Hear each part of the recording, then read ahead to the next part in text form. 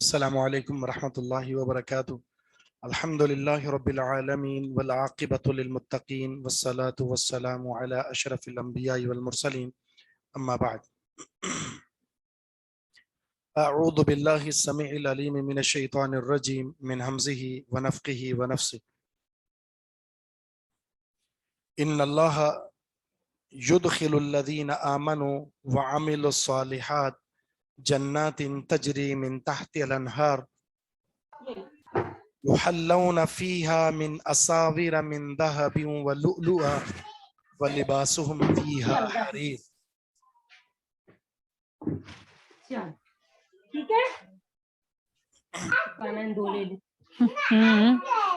سورہ حج آیت نمبر 23۔ بے شک اللہ تعالی یدخلو داخل کرے گا الذین آمنوا ان لوگوں کو جو ایمان لائے، وعملوا الصالحات اور انہوں نے عمل کیے اچھے، جنات ابھی اپنی مائک بند کرے، تجری بہتی ہوں گی، من تحتہا اس کے نیچے، الانہار نہریں، یحلون وہ پہنائے جائیں گے، فیہا اس جنت میں، من اساورا کنگن، من ذہب سونے کے، ولؤلؤا اور موتی، ولباسہم اور ان کا لباس ہوگا، فیہا اس جنت میں، حریر ریشم کا۔ تو ان کے مقابلے میں ان کو جہنمی لباس تھا، ان کو جنتی لباس۔ ان کے لیے کھولتا ہوا پانی تھا، یہاں جنت کی بہترین ٹھنڈی نہروں کا پانی ہے۔ ان کے نظریات میں شرک تھا اور ان کے نظریات میں توحید ہے۔ شرک میں نجاست ہے اور نجاست کا مقام جہنم ہے، اور توحید میں پاکیزگی ہے اور جنت ایک پاکیزہ مقام ہے۔ وَهُدُوا إِلَى الطَّيِّبِ مِنَ الْقَوْلِ وَهُدُوا إِلَى صِرَاطِ الْحَمِيدِ۔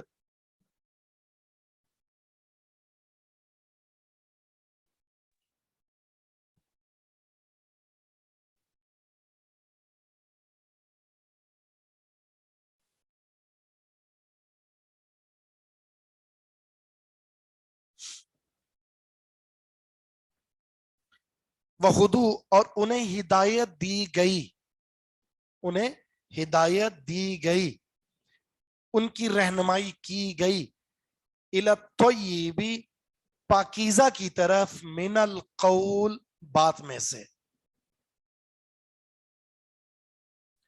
یعنی پاکیزہ باتوں کی طرف ان کی رہنمائی کر دی گئی۔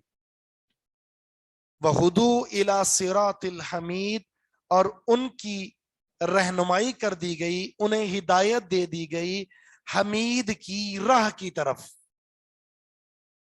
حمید کون ہے؟ اللہ تعالیٰ کی صفات میں سے ایک صفت ہے۔ یہ حمید کس معنی میں ہے جی؟ ہاں تو کس معنی میں ہوا؟ فعیل کا صیغہ ہے نا، فعیل کا جو صیغہ ہے یہ دو معنوں میں استعمال ہوتا ہے، بمعنی فاعل اسم فاعل، بمعنی اسم مفعول۔ تو یہ کس معنی میں ہوگا؟ اسم مفعول، بمعنی محمود، تعریف کیا ہوا، تعریف کے لائق۔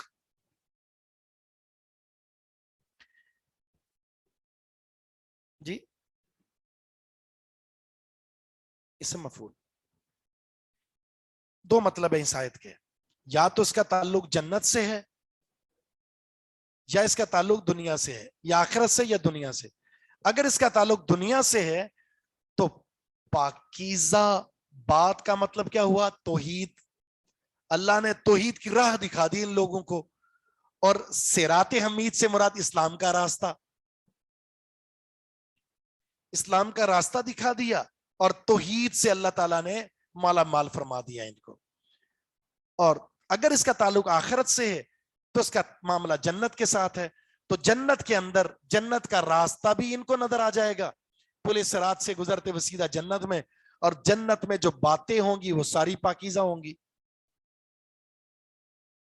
کوئی بےہودگی نہیں ہوگی، کوئی گناہ کی بات نہیں ہوگی۔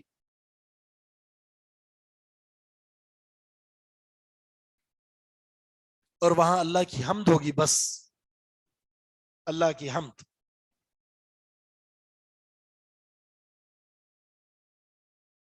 تو اب دونوں کو جوڑ لیں تو جوڑ بھی سکتے ہیں آپ. جو دنیا کے اندر پاکیزہ بات اور پاکیزہ راہ سے جڑا رہا تو اس کو آخرت میں بھی وہ پاکیزہ جگہ اور پاکیزہ راہ ملے گی، وگرنہ نہیں. انما المشرکون نجس، مشرک نجس ہے. جو اس نجاست کے ساتھ رہا تو وہاں بھی اس کو پاکیزہ جگہ نہیں ملے گی.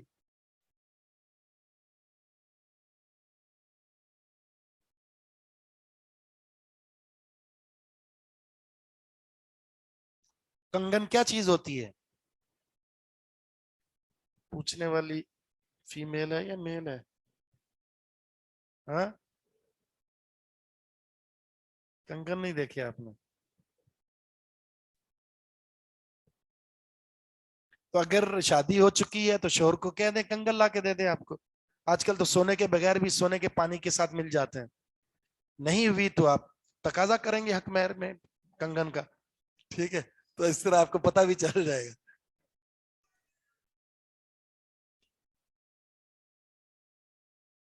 بریسلٹ اور چیز ہوتی ہے، کنگن کہتے ہیں.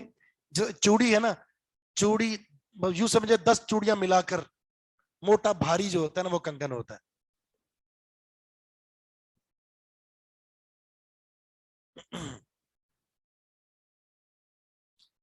ان الذین کفروا، بے شک وہ لوگ جنہوں نے کفر کیا، وَيَصُدُّونَ عَن سَبِيلِ اللَّهِ، اور وہ روکتے ہیں اللہ کی راہ سے.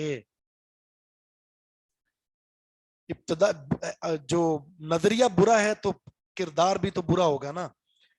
جنہوں نے کفر کیا اور وہ روکتے ہیں اللہ کی راہ سے، والمسجد الحرام، اور مسجد حرام سے روکتے ہیں، الذی جعلناہ للناس، جس کو ہم نے بنایا ہی لوگوں کے لیے ہے،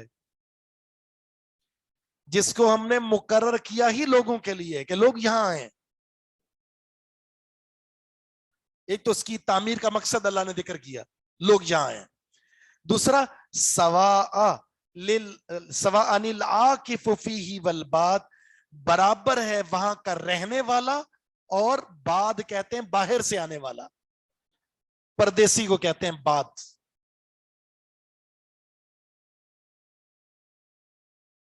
بادیہ نشین جی، جو یہاں اٹھ کر وہاں چلے گئے، وہاں سے وہاں چلے گئے. عاکف وہاں کا رہنے والا اور باد باہر سے آنے والا.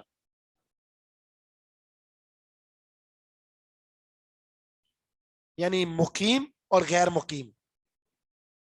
بعد میں آپ مسافر بھی لے سکتے ہیں. وضاحت کرتے ہیں اس کی. وَمَن يُرِدْ فِيهِ بِإِلْحَادٍ، جو ارادہ رکھتا ہے اس میں الحاد کا، بے دینی کا، بے ظلم، ظلم کے ساتھ، جو ارادہ کرتا ہے یا ارادہ رکھتا ہے اس میں الحاد یعنی گمراہی کا، بے دینی کا، ظلم کرتے ہوئے، نذقہ، ہم چکھائیں گے اس کو، من عذاب علیم، دردناک عذاب.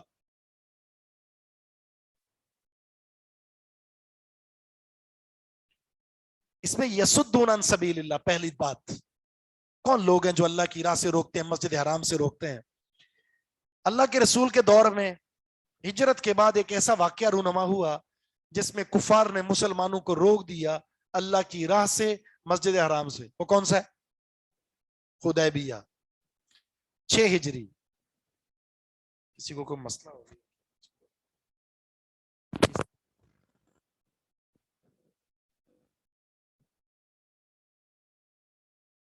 جی بولے. جو میں نے اس کو کاٹا ہے 2 دفعہ تو آپ نے دوبارہ کیوں کال کی ہے؟ کلاس میں یہیں سے کسی چھٹی لے کلاس میں.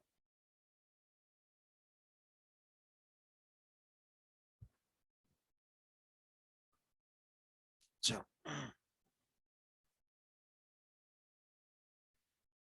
6 ہجری کو حدیبیہ کے موقع پر، یعنی جب عمرے کے لیے صحابہ کرام جا رہے تھے تو وہاں روک دیا ان کو، عمرہ کرنے نہیں دیا. وہاں معاہدہ ہوا جس کو ہم صلح حدیبیہ کہتے ہیں. नबी इस्लाम ने, सहाबा इकराम ने वहीं पर एहराम खोला, फिदिया दिया, जानवर ज़बह किए, वापस आ गए।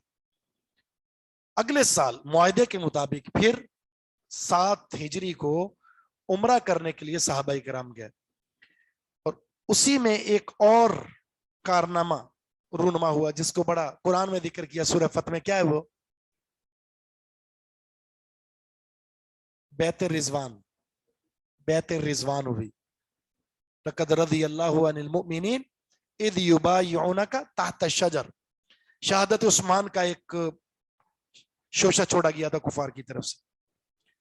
बहरहाल इस 7 हिजरी को जो आपने उम्रा किया, इसको एक नाम दिया जाता है। क्या नाम है वो? नहीं, इस उम्रे को उम्रतुल कदा कहते हैं। उम्रतुल कदा। उम्रतुल कदा क्यों कहा? क्योंकि 6 को करना था आपने, तो 6 को नहीं करने दिया, तो अब कदा देने के लिए आए। तो रसूलुल्लाह सल्लल्लाहु अलैहि वसल्लम ने टोटल कितने उम्रे किए? एक? 3 किए। 3 किए। 6 वाला सवाब में उम्रा है, हकीकत में उम्रा नहीं है। तो सवाब में उम्रा शामिल करके 4 हो गया। निकाल दे तो बैतुल्ला में बाकायदा जाकर 3 किए, 7। और उसके बाद उमरतुल जियाराना, हुनैन से जब वापस आ रहे थे, गज़वा हुनैन से, और एक हज वाला है। 3 सिर्फ किए हैं। और हमारे एक सफर में 30 होते हैं। मस्जिद आयशा रोज आ रहे हैं, जा रहे हैं।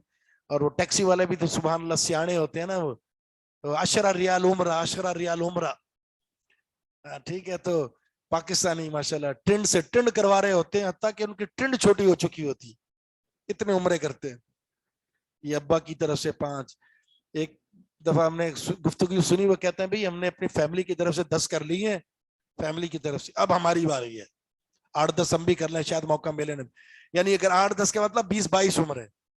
और नबी इस्लाम ने पूरी जिंदगी में कितने किए हैं? 3। तो इसका मसनून तरीका ये, एक सफर में सिर्फ एक उम्रा। एक ऐसी इबादत है जो सिर्फ बैतुल्ला में होती है, वो कसरत से करनी है। वो क्या है? तवाफ। तवाफ वो जितना हो सकता है करें।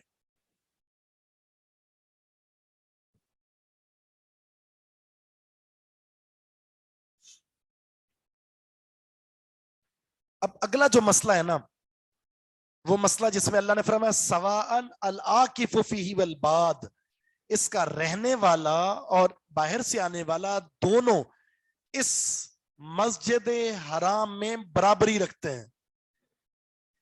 पहला मसला यह कि मस्जिद हराम मुराद है या हरम मुराद है, क्योंकि मस्जिद हराम और हरम 2 अलग अलग चीजें हैं।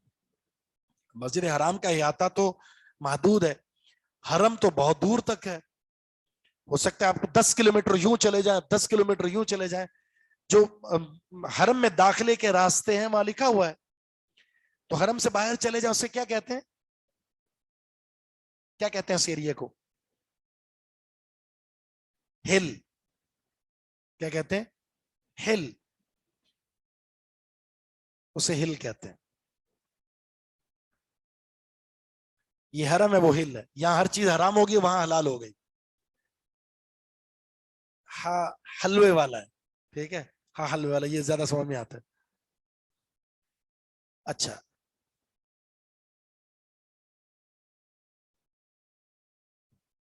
तो ये आपका फतवा है या हरम पूरा मुराद है? आपका फतवा है, ये सवाल है।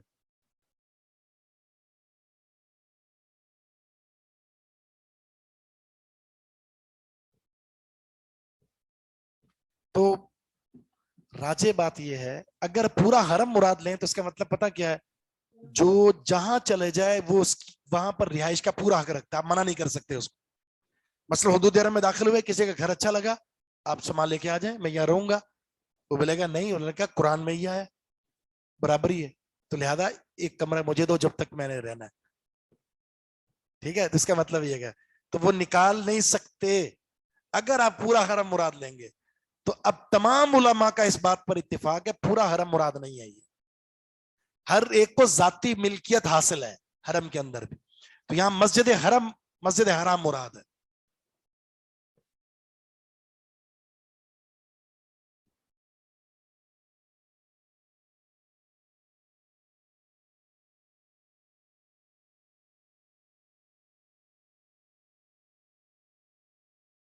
البتہ بعض اہل علم اس طرف بھی گئے ہیں کہ پورا حرم ہے لیکن ملکیت شریعت نے تسلیم کیا ہے ان کی، اب ان کو چاہیے احساناً ان کو رکھیں گھر میں، احساناً احساناً رکھیں اس کو، کیونکہ اب ایسی جگہ پر ہیں جس کو حرم قرار دیا ہے، اور حرم کا مطلب یہ کہ یہ خاص مقام ہے، اس جگہ کا قصد سارے ہی کر سکتے ہیں، تو آپ کو چاہیے کہ اس کے ساتھ بھلائی کرتے ہوئے آپ اس کو وہاں رہائش دیں، لیکن وہ ذاتی ملکیت کا تصور جو ہے وہ قائم ہے آپ کا۔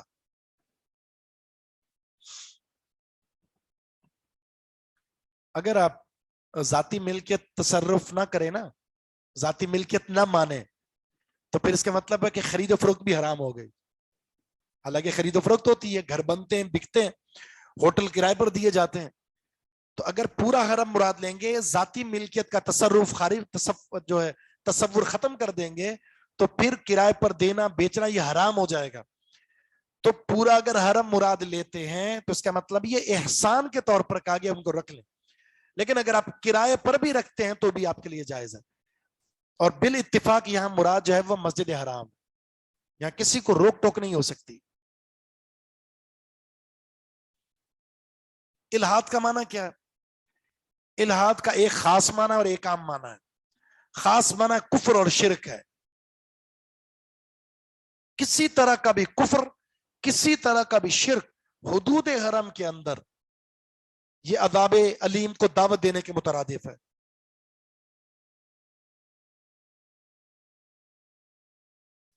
ٹھیک ہے، یہ ہو گیا خاص۔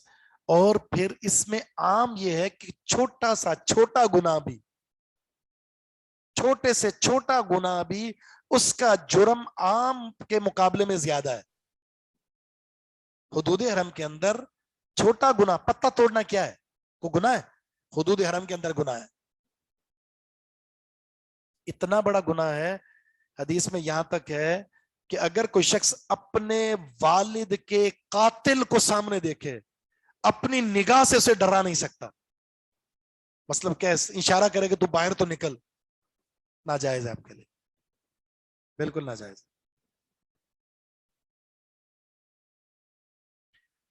اب مسئلہ یہ آگے حدیث میں من یرید کے لفظ ہے، ارادہ دو طرح کا ہوتا ہے، ایک ارادہ بالجزم ہوتا ہے، ایک ارادہ وہ ہوتا ہے جو دل میں خیال آئے۔ بعض اہل علم نے یہاں تک کہا ہے کہ اگر حدود حرم میں دل کے اندر یہ ارادہ بھی پیدا ہو جائے کسی گناہ کے کرنے کا، گناہ کرنے کا ارادہ پیدا ہو جائے تو بھی گناہ گار ہے، تو بھی گناہ گار۔ لیکن یہ دوسری آیت سے ٹکرائے گا یہ معنی، وہ آیت کون سی ہے جی؟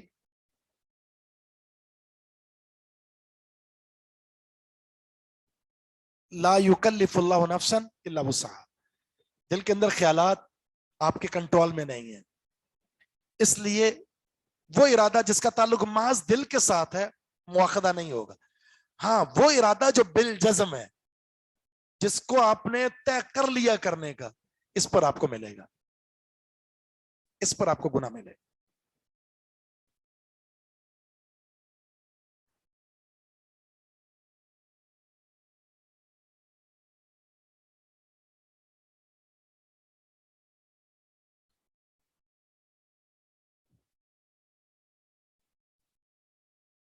اس سے ایک عمومی جو بات اس آیت سے پتہ چلتی ہے وہ یہ ہے کہ اچھائی سے، اچھے امور سے، اچھے کام سے روکنا یہ کفار کا شیوا ہے۔ تو وہ اچھا انسان ہو ہی نہیں سکتا جو کسی کو حق قبول کرنے سے روکے، یا حق کی دعوت کو چھپائے، یا حق کی معرفت سے روکے۔ یہ ہوتا ہے مسلک کی تعصبات کی بنیاد پر،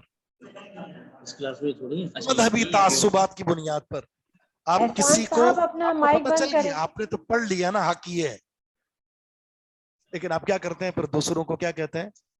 دوسروں کو وہ نہیں بتاتے، آپ رات کو چھپ کر آپ عمل کر رہے ہوتے ہیں، ہو سکتا ہے یہ صحیح ہو بھائی، تو کم از کم میری خفیہ عبادت تو ایسی ہونی چاہیے، دوسروں کو نہیں بتاتے۔ آپ سے سوال ہوا، آپ کو پتہ ہے حق یہ ہے لیکن آپ نہیں بتاتے، تو حدیث میں سزا بھی ذکر ہوئی ہے اس کی، کیا سزا ہے؟ حق معلوم ہے پھر بھی چھپائیں گے تو کیا سزا ہے اس کی؟ نیچے سنا تھا اس دن آپ لوگوں نے،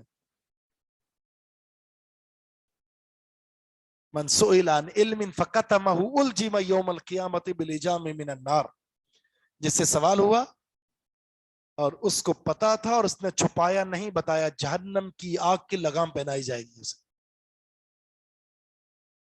حق کا راستہ دکھائیں، روکے مت، حق چھپائے مت، حق کی طرف دعوت دیں، وگرنہ کفار کے طرز عمل کو اختیار کرنے والے بن جائیں گے آپ۔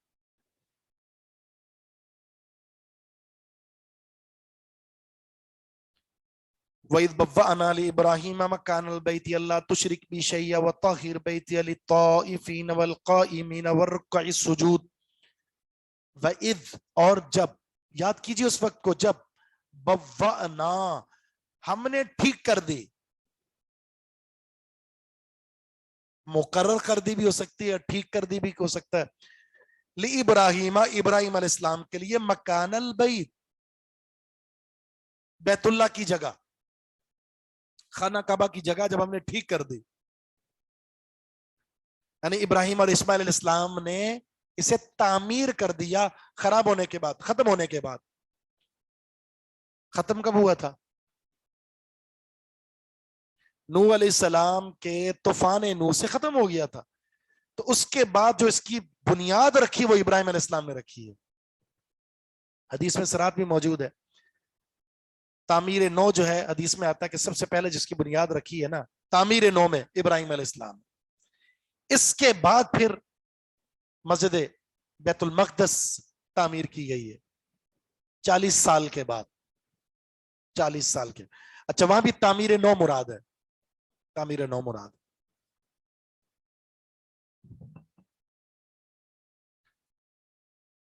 ہم نے ابراہیم علیہ السلام سے کہا اللہ تشرک بی شیئا، میرے ساتھ کسی کو شریک مت ٹھہرانا، وطہر بیتیا، میرے گھر کو پاک رکھنا، للطائفین، طواف کرنے والوں کے لیے، والقائمین، قیام کرنے والوں کے لیے، والرکع السجود، رکوع اور سجدہ کرنے والوں کے لیے۔ سبحان اللہ، یہاں پر بہت سارے مسئلے حل ہوئے ہیں۔ ایک مسئلہ، مساجد کی تعمیر انبیاء کی سنت ہے، مساجد کی تعمیر انبیاء کی سنت ہے۔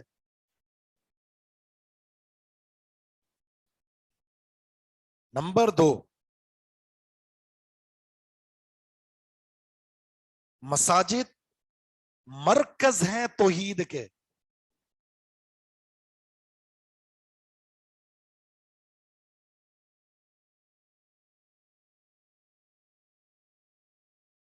شرک کی نفی انبیاء کی سنت ہے۔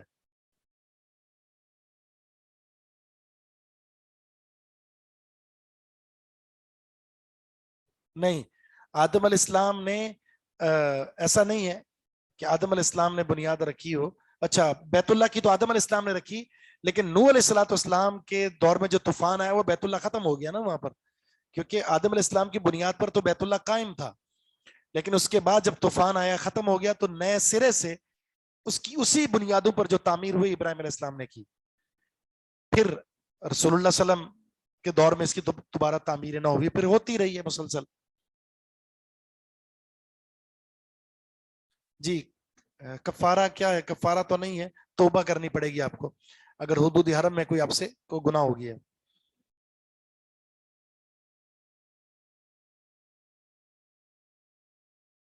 کیا کہہ رہے ہیں؟ جی جی، ساری مساجد تو مساجد جمع ہے،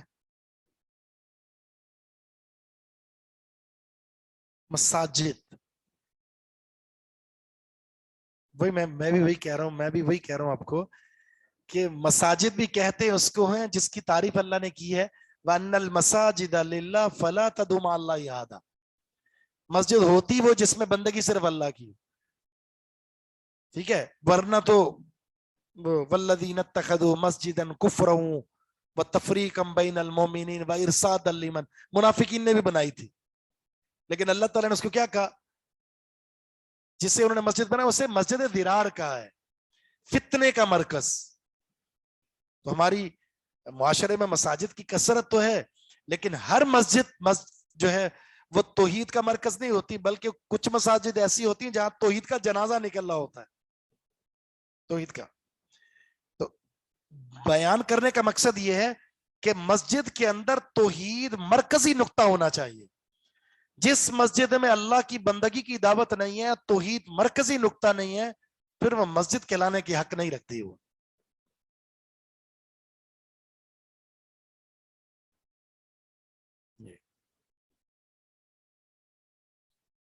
پھر ان مساجد کو پاک رکھنا، صاف رکھنا انبیاء کی سنت ہے۔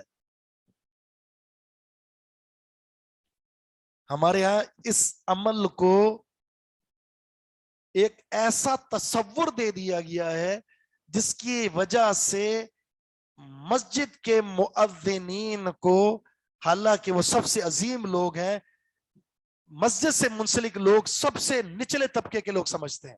مؤذن کہتے ہیں گھٹیا ہے، یہ کوئی حیثیت نہیں اس کی۔ جو اللہ کے گھر کو صاف رکھتا ہو اس سے بڑھ کر افضل کون ہو سکتا ہے؟ بھی جب گھر افضل ہے تو اس افضل گھر کو پاک رکھنے والا افضل کیوں ہے؟ اس سے محبت ہونی چاہیے۔ ایک تو اس پیشے سے محبت ہو، دوسرا اس پیشے سے منسلک لوگوں سے محبت ہو، منسلک لوگوں سے محبت ہو۔ ہوتا کیا ہے مسجد میں کوئی داخل ہوا، کوئی کاغذ پڑا ہوا ہوگا نا، تو اٹھائیں گے نہیں مؤذن کو، ادھر آؤ، یہ کیوں پڑا ہوا ادھر؟ شرم نہیں آتی تمہیں؟ یہ تمہاری ذمہ داری نہیں ہے؟ حالانکہ اگر یہ اٹھا کر پھینک دیتا تو یہ اس کے نامہ اعمال میں ایک ایسا اجر درج ہو جاتا، ہو سکتا ہے یہی بخشش کا ذریعہ بن جاتا۔ نبی الاسلام نے مسجد کے قبلے کی طرف تھوک دیکھا تھا، لو آپ دیوار کے ساتھ لگا ہوا، آپ نے بلایا نہیں کسی صحابی کو اس کو صاف کر دو، اپنے ہاتھ مبارک سے صاف کیا آپ نے پڑھا ہے نا وہ عورت جو مسجد کی صفائی کرتی تھی، بڑھیا، جب نبی الاسلام کو پتا چلا تو آپ نے کیا کیا؟ نماز جنازہ قبر پر پڑھا جا کر، آپ جو کہ شرف ہے اس کا، چاہے وہ عورت ہی کیوں نہ جو مسجد سے محبت کرتی۔ ہم مرد ہے یا عورت ہے، مسجد سے محبت ہونی چاہیے، جانا چاہیے، مرد کو بھی جا کر صفائی میں حصہ لینا چاہیے، عورت بھی جس طرح عورت کا پورشن ہوتا ہے وہاں جا کے سیٹنگ کر دے، اس کا خیال رکھے، اس کو صاف کر دے، خوشبو لگا دے، جو بہترین نظام میں لا سکتی ہیں وہ عورتیں اس میں، اس میدان میں ان کو کودنا چاہیے، آنا چاہیے، شرف والی بات ہے، اس سے عزت میں اضافہ ہوتا ہے۔ وہ سمجھتے ہیں کہ صفائی کر دیں گے، شان کے خلاف۔ میں نے تو گھر میں کبھی نہیں کی، مسجد میں کیوں کروں؟ گھر میں نہیں کیوں، ذاتی معاملہ ہے، مسجد یہ اللہ کا گھر ہے، یہاں اگر آپ نے صفائی کر دی، خیال رکھ دیا تو یہ اللہ آپ کو عزت دے گا۔ گھر میں اگر آپ نے صفائی کی، وہ گھر والے عزت شاہ نہ دے، ماسی سمجھے بھائی ماسی یہ صاف کر دے، یہاں کوئی ماسی نہیں کہے گا، آپ کو درجہ ملے گا یہاں پہ۔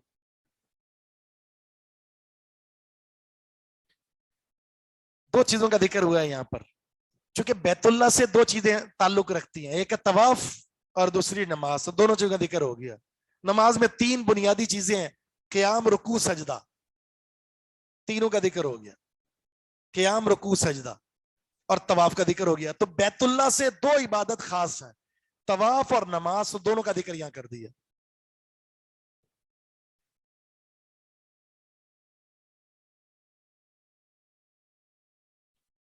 اچھا، ایک چیز ایسی ہے جو دنیا جہاں میں کہیں نہیں ہو سکتی، وہ کیا ہے سوائے بیت اللہ کے؟ طواف۔ لیکن المیہ یہ ہے کہ بر صغیر میں، پاک و ہند میں طواف کے مراکز بھی موجود ہیں، کہیں قبر کا طواف ہو رہا ہے، کہیں مزار کا طواف ہو رہا ہے، کہیں بابا جی کی مورتی کو گاڑ کر طواف ہو رہا ہے، یعنی اب الیاذ باللہ حج بھی ہوتا ہے۔ یہ جو دادو کے اندر ہے لال شباز کلندر، سنا ہے نام کبھی؟ وہاں بعض جو صحافی حضرات ہیں وہاں جا کے ویڈیو بنائی، لوگوں کو پوچھا یہ آپ کیا کرتے ہیں؟ طواف کر رہے ہیں۔ وہ کہتے ہیں کہ یہ امیروں کا حج وہ ہے، غریبوں کا حج یہ، الیاذ باللہ۔ گندے نالے کے اندر کودتے ہیں، کیوں بھائی؟ شفا ملتی ہے۔ جس کا عقیدہ گندا ہے تو اللہ تعالیٰ اس کو گند کے اندر ہی ڈالے گا۔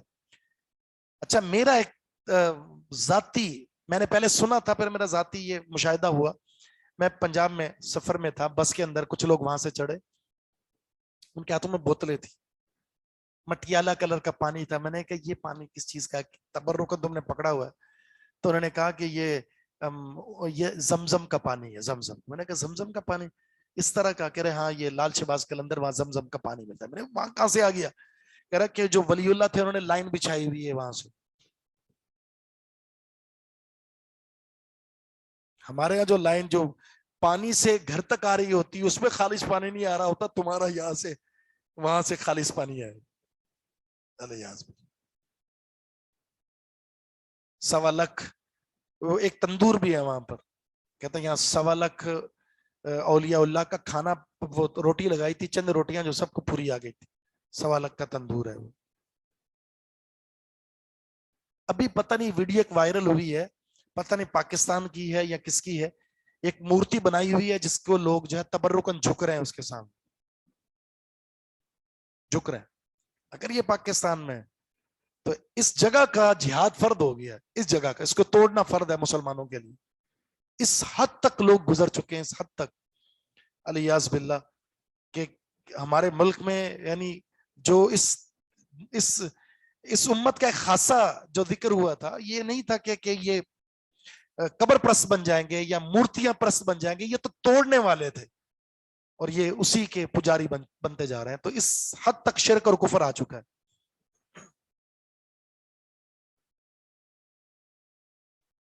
غیر مسلموں کے توڑنے پر ہو گیا تھا یہ.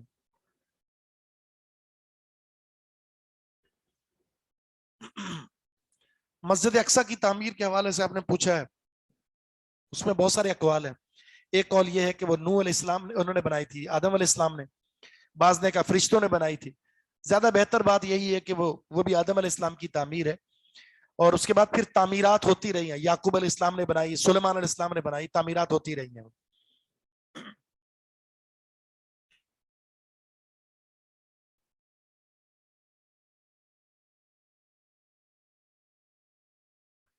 وَأَذِّن فِي النَّاسِ، آپ اعلان کر دیجئے لوگوں میں، بالحج، حج کا، یا تو کا، وہ آئیں گے تیرے پاس، رجالن، پیدل، وعلا کل ضامر، اور ہر دبلی اونٹنی پر. ضامر دبلی، کمزور، لاگر، لمبا سفر کر کے آنے والی اس لاگر اور کمزور اونٹنی پر پہنچیں گے. یاتینا، وہ آئیں گے، من کل فجن، ہر راستے سے، عمیق، دور دراز کے. یہ ضامر اونٹنی کو کہا گیا اس کی وجہ کہ سفر کا طویل ہونا، چارے کا کم ہونا، نتیجتاً تھکاوٹ سے وہ لاگر اور کمزور ہو جائیں گے. ابراہیم علیہ السلام نے مکہ کے پہاڑ پر اعلان کیا اور یہ آواز اللہ نے دنیا میں پہنچا دی، اور دنیا میں ایسے پہنچائی کہ دنیا کے ہر کونے میں مسلمان کی چاہت ہے، وہ امیر ہے یا غریب، کہ میں عمرہ یا حج کروں، عمرہ یا حج کروں. یہ وہ اللہ تعالیٰ کی طرف سے ایک معجزہ ہے.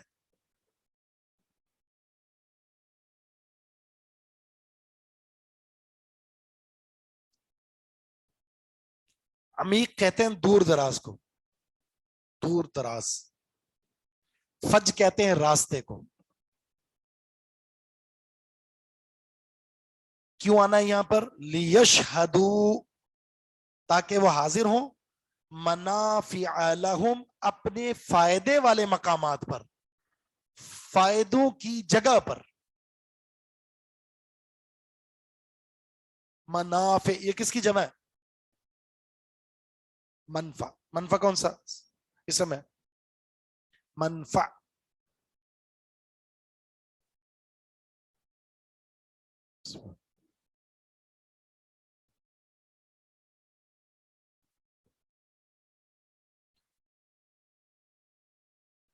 اسم ظرف ہے. ترجمے کے اندر بھی ظرف موجود ہے. نفع والی جگہ ترجمے میں موجود ہے. ہاں وہی بات آتا تھا، بس بتایا نہیں. تاکہ وہ حاضر ہوں، جی، تاکہ وہ حاضر ہوں اپنے نفع والی جگہوں پر. وَيَذْكُرُوا اسم اللہ، اور وہ یاد کریں اللہ کے نام کو فی ایام معلومات، معلوم دنوں میں، علامہ رزقہم، اس پر جو اللہ نے ان کو عطا کیا ہے، من بہیمۃ الانعام، جانوروں میں سے چوپایوں پر. انعام جانور کہتے ہیں، بہیمہ کہتے ہیں چوپائے کو. مویشی میں سے چوپائے جو اللہ نے ان کو دیے ہیں، معلوم دنوں میں ان پر اللہ کا نام لے سکیں. فکلو، بس تم کھاؤ، مینہا، اس میں سے، وَأَطْعِمُوا، اور کھلاؤ، البائس، بدحال شخص کو، بے حال شخص کو، الفقیر، محتاج. بائس کہتے ہیں جو برے حالات میں داخل ہو چکا ہے. اچھا، اس آیت میں کچھ چیزوں کا ذکر ہے. سب سے پہلی چیز، منافع سے کیا مراد ہے؟ یہ منفعت دنیاوی بھی ہے اور اخروی بھی ہے. ظاہر ہے حج کریں گے، عمرہ کریں گے، طواف کریں گے، مختلف مقامات پر جائیں گے، تو اللہ رب العزت حج اور عمرے کی بدولت درجات کو بلند کرتا ہے. نہ صرف درجات کو بلند کرتا ہے بلکہ حدیث میں آتا ہے کہ حج اور عمرہ اللہ تعالیٰ اس کے ذریعے فقر بھی ختم کرتا ہے اور اللہ گناہ بھی معاف کرتا ہے.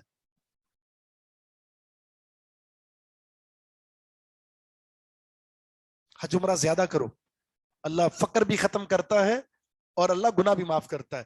حج مبرور کا ثواب کیا ہے؟ ایسا حج جس میں آپ نے کوئی گناہ نہیں کیا، کوئی خلاف شریعت کام نہیں کیا. تو حج مبرور کا ثواب جس طرح پہلے دن کا بچہ ہوتا ہے نا، گناہوں سے پاک اور صاف، اللہ تعالیٰ اس طرح پاک اور صاف کر دیتا ہے.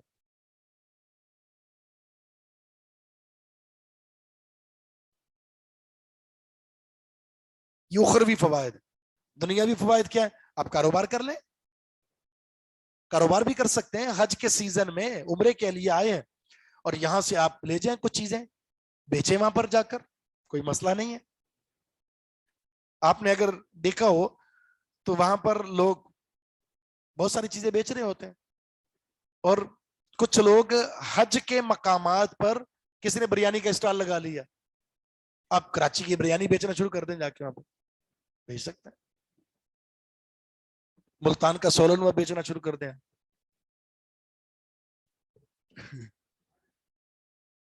نہیں، کرنے والے کرتے ہیں وہاں پر، کوئی ارجن اس میں کاروبار پر. خوشبو بیچنا شروع کر دیں، کریں، بیچیں گے خوشبو، کوئی بھی نہیں لے گا، اس لیے خوشبو منع ہے. مسواک بیچ سکتے ہیں آپ. جو مقام مزدلفہ ہے وہاں کھانے کے لیے کچھ انتظام نہیں ہوتا، وہاں آپ اسٹال لگا لیں، اپنا لے کر چلے جائیں. تو دوران حج، دوران عمرہ، حج عمرے کے سفر میں بھی اور ان ایام میں بھی اگر آپ کو چیز خرید و فروخت کرتے منع نہیں ہے. یہ دنیاوی فوائد ہے. ایام معلومات سے مراد 10 ذو الحجہ اور ایام تشریق ہیں. معلوم دن سے مراد 10 ذو الحجہ سے لے کر ایام تشریق، یہ 4 دن بنتے ہیں. 10 ذو الحجہ، 11، 12 اور 13، 4 دن ایام تشریق. ان میں کیا کرنا ہے؟ آپ نے اللہ کا نام لینا ہے جانوروں پر. جانوروں پر اللہ کا نام لینے کا مطلب جانور کا ذبیحہ. اور یہ جانور 4 طرح کے ہیں: اونٹ، گائے، بکرا، مینڈا یا دمبا. میل فیمیل ان میں سے کسی پر بھی آپ اللہ کا نام لیں اور ذبح کرتے ہیں.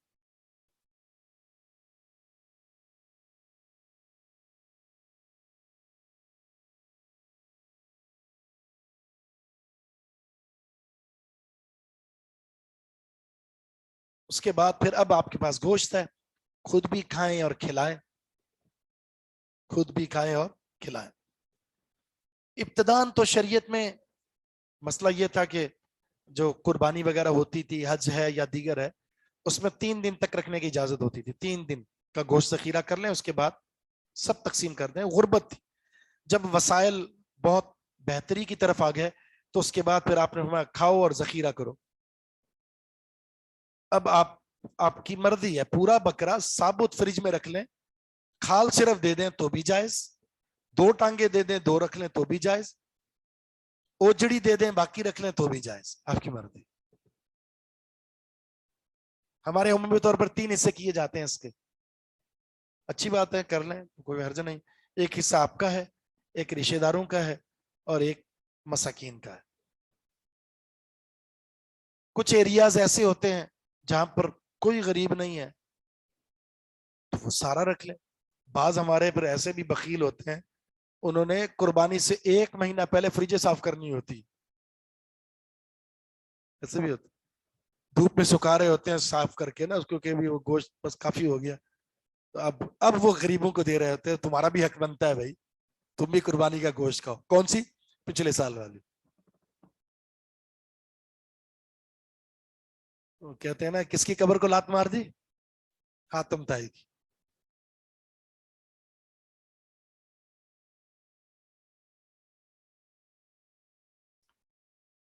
ثم لیقضوا تفثهم، پھر چاہیے کہ وہ دور کر دیں، پھر چاہیے کہ وہ دور کر دیں تفثهم، اپنی میل کو چیل.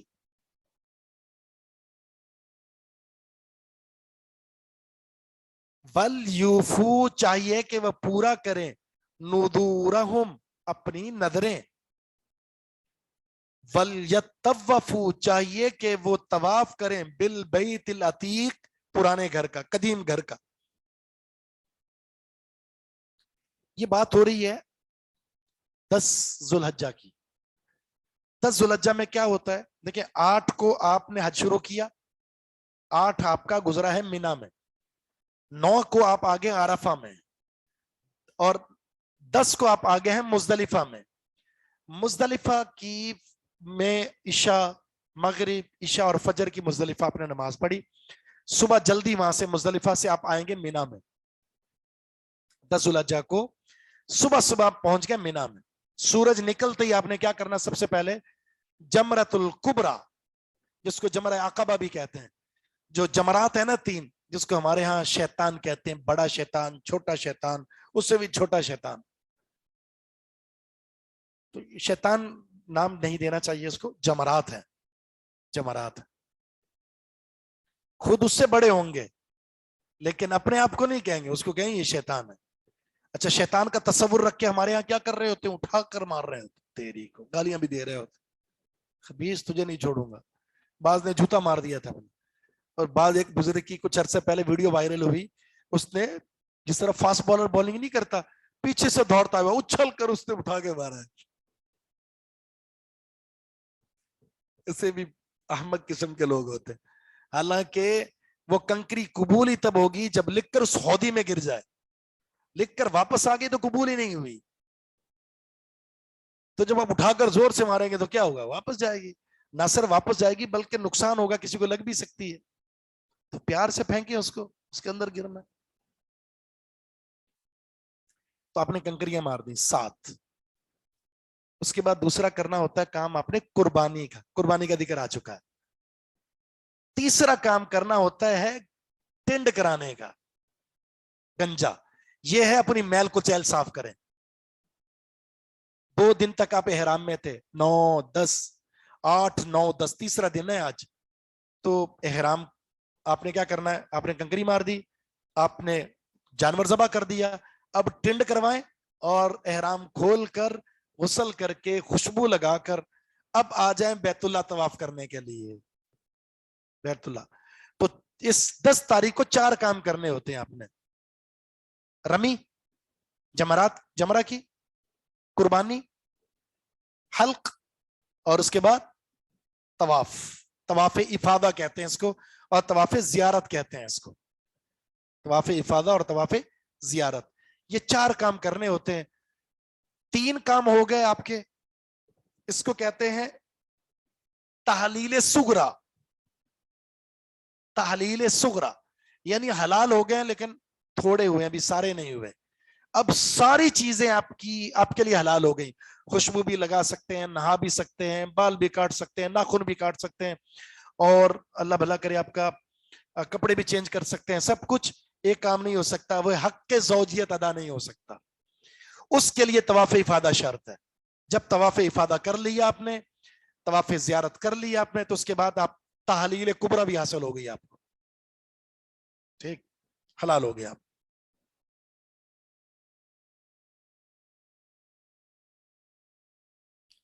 اچھا یہ کام بالترتیب ہوتے ہیں, بالترتیب, پہلے کنکری, پھر قربانی, پھر حلق, پھر طواف. لیکن اگر ترتیب کا الٹ کر دیں آپ, آگے پیچھے ہو جائے تو کوئی حرج نہیں ہے, اس میں کوئی حرج نہیں.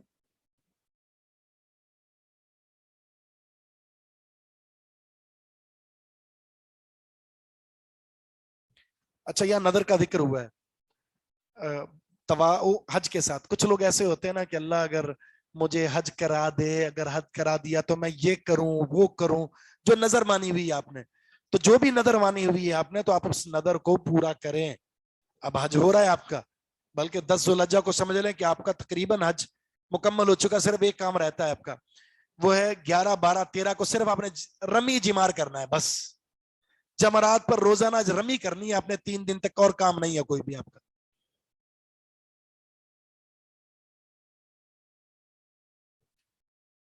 طواف افاضہ کے بعد آپ رمی ہوگی 3 دن. اب آپ کا صرف ایک کام رہتا ہے, وہ کیا ہوتا ہے؟ طواف الوداع. طواف الوداع یہ بھی واجب ہے, یہ بھی واجب ہے. اگر کسی خاتون نے طواف زیارت کر لی ہے اور اب ایام مخصوصہ میں آ چکی ہے, اب اس کے لیے واجب نہیں ہے یہ. طواف الوداع ساقط ہو جائے گا اس عورت سے جو ایام مخصوصہ میں آ چکی ہے اور طواف زیارت کر چکی ہے. اگر طواف زیارت نہیں کیا تھا اور یہ ایام شروع ہو چکے ہیں تو اب نہیں جا سکتی ہے, وہ نہیں جا سکتی. جائے گی تو حج نہیں ہوا اس کا, دوبارہ کرنا پڑے گا اس کو.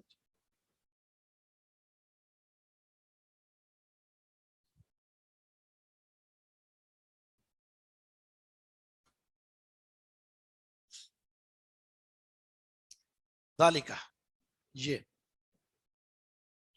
وَمَن يُعَظِّمْ حُرُمَاتِ اللَّهِ.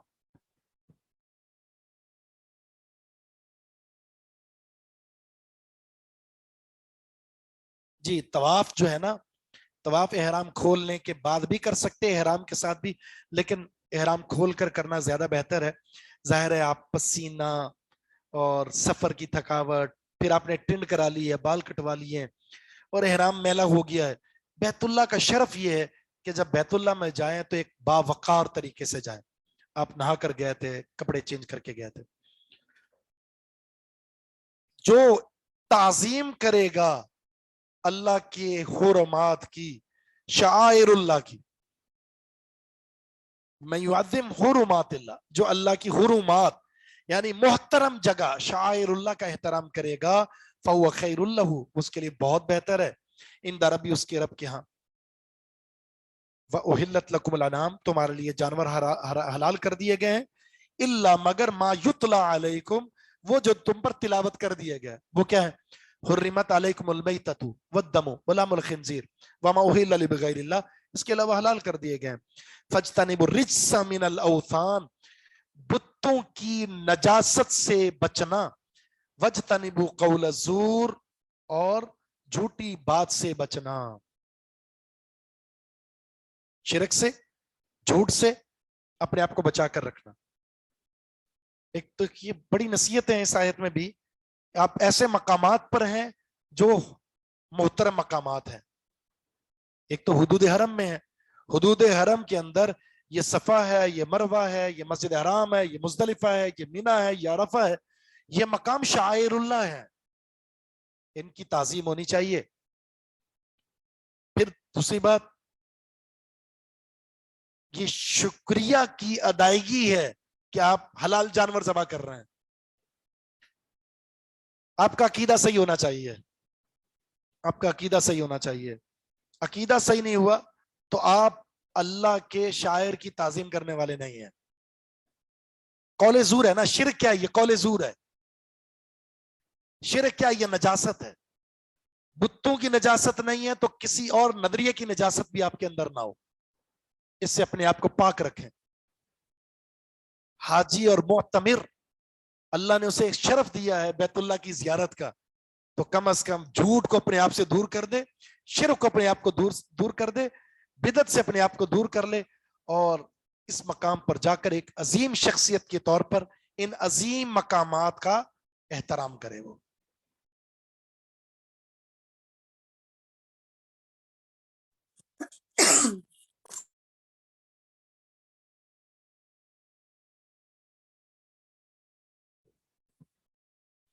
قول زور کے بارے میں ایک حدیث آتی ہے, نبی علیہ الصلوۃ والسلام کا فرمان ہے, اکبر الکبائر, میں تمہیں بتاؤں, صحابہ نے فرمایا بتاؤ, آپ نے فرمایا اکبر الکبائر الاشراک باللہ, اللہ کے ساتھ شرک کرنا ہے, وعقوق الوالدین, والدین کی نافرمانی ہے, اور پھر آپ نے بیٹھے ہوئے تھے ٹیک لگا کر, نبی علیہ السلام ٹیک لگائے ہوئے تھے, آپ اٹھ کر بیٹھ گئے, پھر آپ نے فرمایا الا وقول زور و شہادت زور, خبردار جھوٹی گواہی اور جھوٹی بات, جھوٹی گواہی اور جھوٹی بات, یہ بھی اکبر الکبائر ہے, یہ بھی اکبر الکبائر ہے, کیونکہ جھوٹی بات اور جھوٹی گواہی سے معاشرے میں تباہی مچتی ہے.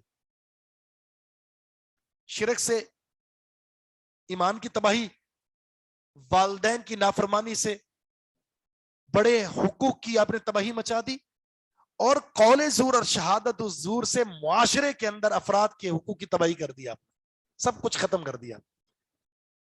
بھئی یہ حقوق اللہ ہیں, حقوق الوالدین ہیں, دیگر مخلوق کے حقوق ہیں, سارے ہی ختم کر دیے آپ نے, اس لیے ان کو اکبر الکبائر قرار دیا.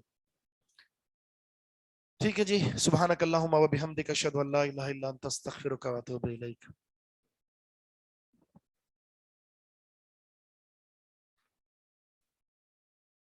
کوشش تو تھی کہ حج والی مکمل کر دیں, لیکن اختصار ہو ہی نہیں رہا.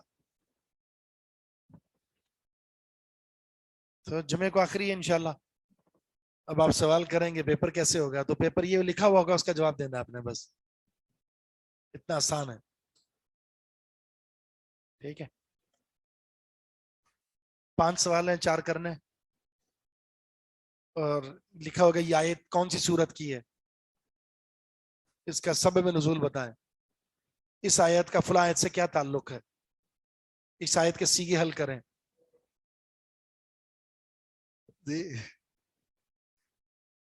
کہاں تک آئے گا ایگزام میں, یہ بھی بتا دیتا ہوں میں کہاں تک آئے گا انشاءاللہ.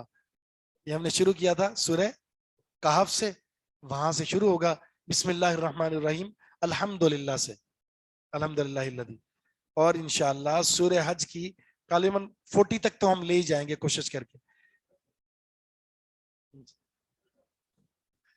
جو سورہ حج کی آیت نمبر 40 تک انشاءاللہ, اس کی جو آخری آیت کا آخری حصہ ہوگا وہاں تک آئے گا انشاءاللہ. جی کیا کہا,